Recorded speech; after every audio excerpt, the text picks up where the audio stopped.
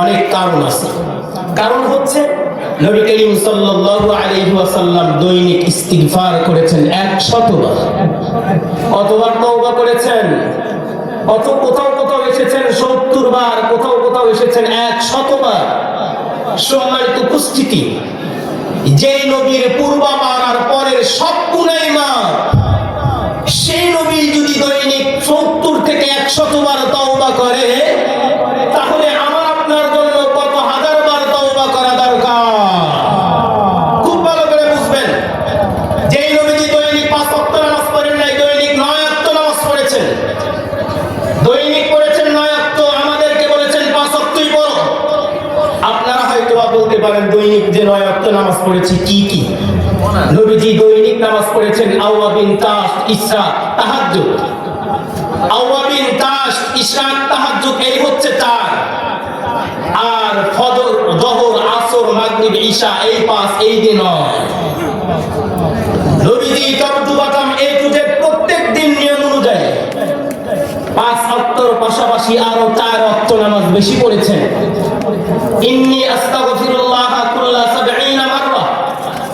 এরপরেও নবীজি দৈনিক 100 বার থেকে 70 বার তওবা করেছেন।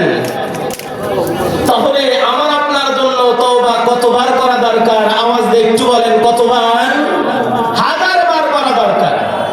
এখন আপনারা বলতে পারেন তওবা তো সব সময়ের জন্যই করি, এরপরেও কেন তওবা কবুল হয় না? কেন তবু কবুল হয় না? তো কবির সুরে বলেন, সুবহে বার তওবা বার লাফসুল, সুবহে বার কফ তওবা বার লাফ, দিল পরস যাও কে গুনাহ। সুবহে বার কফ তওবা বার লাফ, দিল পরস যাও কে গুনাহ।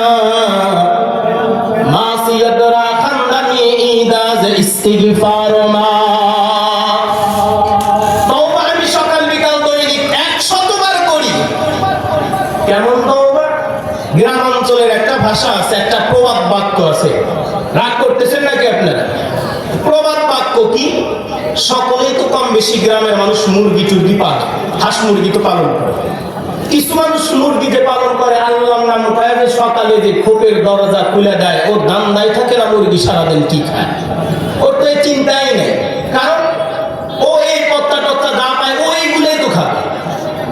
দিন শেষে মুরগিকে যখন ঘরের মালিক, যখন মাগরিবের আজান হয়, মুয়াজ্জিনের আজান হয়, তখন মালিক দরওয়াজা খুলে দেয়, তখন মুরগি দরওয়াজার চৌকাঠের উপরে দাঁড়া বলে, কি খাইছি সারাদিন কি পচ্চা টচ্চা খাইছি, নাউজুবিল্লাহ, আর খাবো না, যা খেয়েছি আজকেই শেষ, সকাল থেকে ইনশাআল্লাহ ভালো কিছু খাবো, আর এগুলা খাবো না।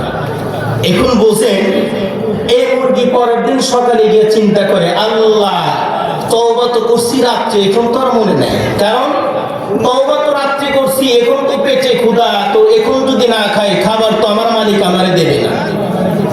তো এই কথাটা এমন, আমি তওবা হাজার বার করি, এরপরেও আমার তওবা কবুল হয় না, তার মানে তওবা করি অন্তর থেকে না, জবান থেকে, এই জন্যই তো আমার আপনার তওবা কবুল হয় না।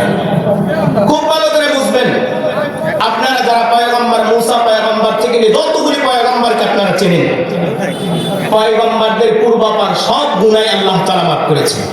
কখনো পয়গম্বররা গুনাহ ইচ্ছা করেছেন এটা বলাও ঠিক না, কারণ পয়গম্বরদের সব গুনাহ আল্লাহ তাআলা মাফ করে দিয়েছেন।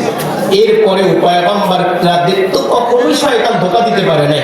কখনো যদি শয়তানের ধোঁকা তো কখনোই নাই, এরপরেও পয়গম্বরদের দায়িত্ব স্বয়ং রব্বুল কারীম নিয়েছে।